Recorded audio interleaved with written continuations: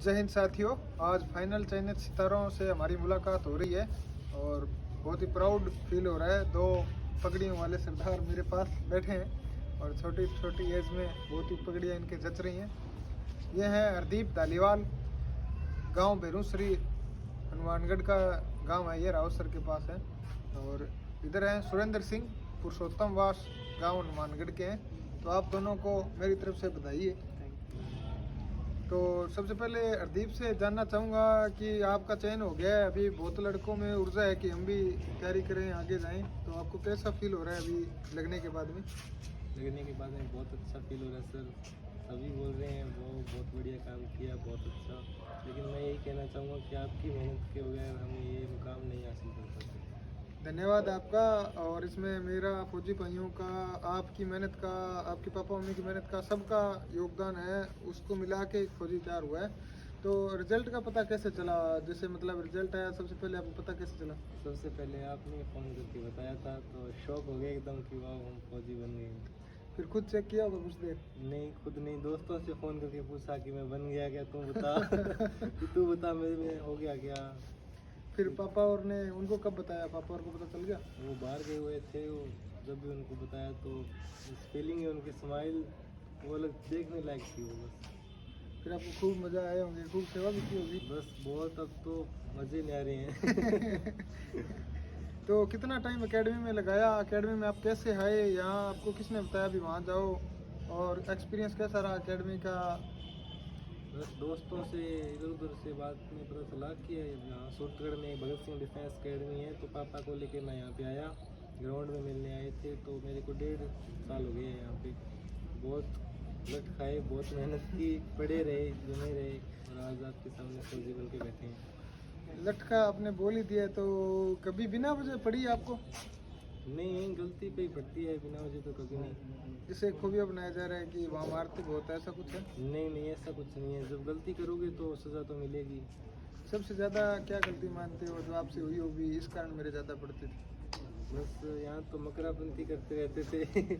यहाँ पढ़ते नहीं थे बस। ये सोता ज़्यादा था हरदीप, ग्राउंड मिस मार लेता तो फिर मैं इसको शाम को थोड़ा करता, क्योंकि ये ट्रेनिंग सेंटर है। तो ट्रेनिंग सेंटर वही होता है जिसमें से कुछ बच्चे भागे हैं, तो आपके साथ के भागे भी बहुत होंगे। बहुत भागे, मेरे गांव के कम से कम 7-8 लड़के आए थे, तो उनमें से मैं एक ही बचा, बाकी सब चले गए। और बोलते थे कि चल भाई यहाँ क्या है, ये बंदा थोड़ी ऐसे पीटता है, ऐसे पीटता है, तो मैं यहाँ जमा रहा। वो उनमें से कोई लगा तो कर गए थे? उनमें से कोई भी नहीं लगा। वो बोलते हैं कि भाई हम वापस आएंगे यहीं।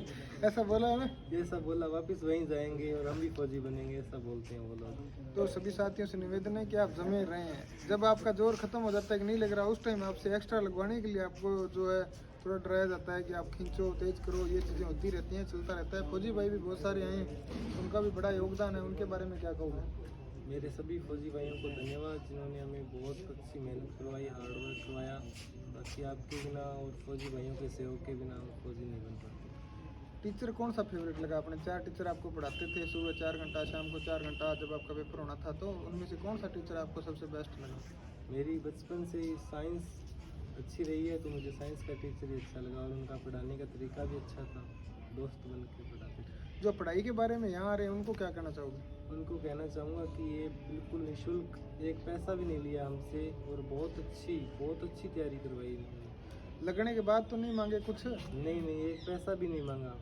जैसे अब तुम लग गए हो, तुम्हारा रिजल्ट आ गया, तुम्हारे घर वाले भी आके मेरे को मिल गए, आपके पापा जी ने एक हार भी भेंट किया, तो फिर कईयों को होता है कि लगने के बाद लेता होगा, आपसे वैसा तो नहीं है कुछ? नहीं, आप जैसा बंदा पूरी इंडिया में नहीं मिलेगा। थैंक यू भाई। अब यही निवेदन है कि आप मेरे टीम का हिस्सा हो, आप जब छुट्टी आओ तो इनको भी तैयारी करवानी है आगे। और आपको बहुत सारी शुभकामनाएं। आपका बेरूसरी गांव है, उसका नाम और ऊंचा करो, आप आगे जाओ, पैरा कमांडो में जाओ, गेम में उतरो। तो मैं कामना करता हूं कि आप और आगे बुलंदियों को छुएंगे। और आगे की चर्चा सुरेंद्र से करते हैं। सुरेंद्र, आपका गांव और अपने परिवार के बारे में थोड़ा बताइए। जय हिंद साथियों, मेरा नाम सुरेंद्र है, मैं पुरुषोत्तम का पास से हूँ, हनुमानगढ़ में। तो मेरे गांव से मेरे साथ आए थे कम से कम 12 लड़के थे। तो उनको मैंने तैयारी के लिए कहा था, तो मुझे भी कह देते थे गांव में भी तू क्या करेगा, कुछ नहीं कर सकता। तो मैं उनको लेके एक बार जाके देखो सूरतगढ़ एकेडमी में, तो वो आए थे, पर वो कहते भी नहीं हमारी ऐसे पड़ती है वैसे पड़ती है, तैयारी नहीं करते थे।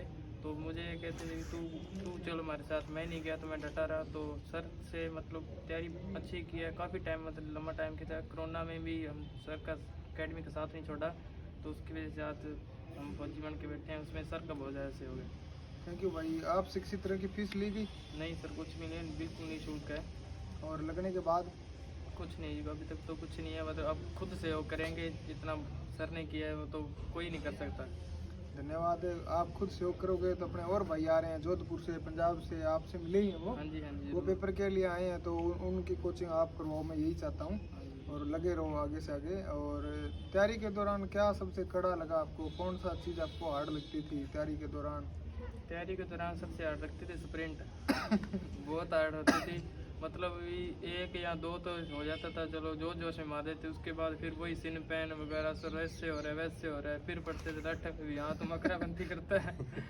तो उसके वजह से मतलब फिर करते तो वो करना पड़ता था, नहीं करते तो फिर पड़ती तो थी। कभी फौजी भाइयों से मार खाई?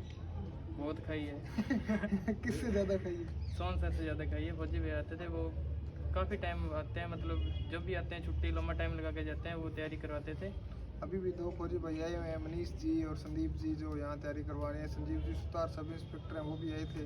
कल Monica ji Chaudhary Rajasthan police sub inspector है, वो भी आए थे। तो एकेडमी से लगे हुए बंदे वापस आके अपने छोटे भाइयों को मोटिव कर रहे हैं, तैयार कर रहे हैं, ये हमारे लिए बड़ी बात है। तो तैयारी के अंदर स्पेशल थैंक्स किसको बोलना चाहोगे? अपने परिवार में या जिसने आपको मोटिव किया हो आर्मी के प्रति? आपका ही है सर। आपने ही मतलब मैंने बिल्कुल ही मैं छोड़ दी थी भी मेरा नहीं होगा, तो आपने मुझे वापस बुलाया कि एक बार आ जा। तो उसकी वजह से मतलब आपने फिर से मेरी तैयारी शुरू करवाई। तो आज मैं आपके सामने बैठा हूँ। रिजल्ट का सबसे पहले पता कैसा चला? अभी मैं लग गया। आपने बताया सर रिजल्ट चेक करो। उसमें खेत था, मैं उस टाइम पापा मेरे साथ थे। मैंने रिजल्ट देखा तो पहले तो मैंने देखा भी मेरा नहीं हुआ। मतलब पापा कहते भी नहीं, पापा को विश्वास नहीं था भी ऐसे नहीं हो सकता। मैंने तो विश्वास छोड़ दिया था, मतलब मेरा बुरे हाल हो गए थे। मैं कहा नहीं हुआ। पापा कहते भी तू एक बार जरूर चेक कर, तेरा जरूर होगा। मैंने कहा नहीं देखूँ। पापा कहते एक बार देख ले। मतलब ये आपने फिर फ़ोन किया तो देख। मैंने देखा तो मुझे 10 मिनट बाद पता लग गया मेरा सिलेक्शन हो गया। तो उसके बाद मतलब बुरे हाल हो गया था। रस्सी आई होगी? मनसी पर रोना बहुत, मतलब पापा का।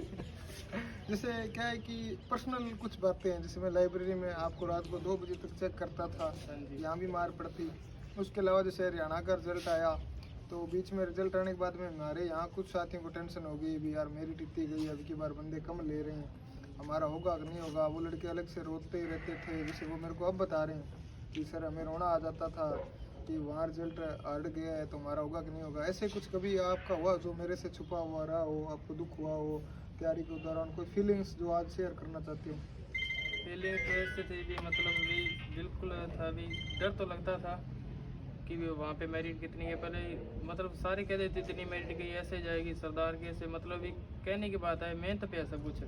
मतलब सब एक जैसे हैं जी, कोई कास्ट का मतलब इतने भी ऐसे करेंगे वैसे करेंगे।